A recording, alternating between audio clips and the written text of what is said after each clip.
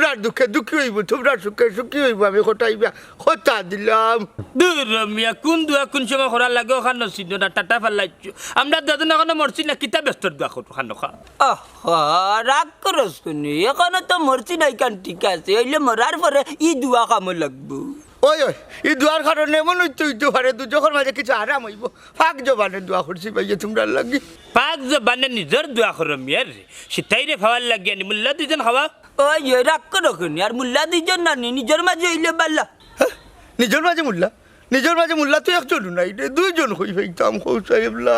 হটাই বাইরে বা মুল্লা খাওয়ানোর নিয়োজন সহি থাকেননি, তাইলে আমরা দুজনটা খাওয়াইলাম বুঝছেন। ওই আমরা দুইজন তার বারা কেউ না নিজের মাঝে আছে আর 100 প্যাকেটও দিয়া দিলে আল্লাহ কবুল করবা।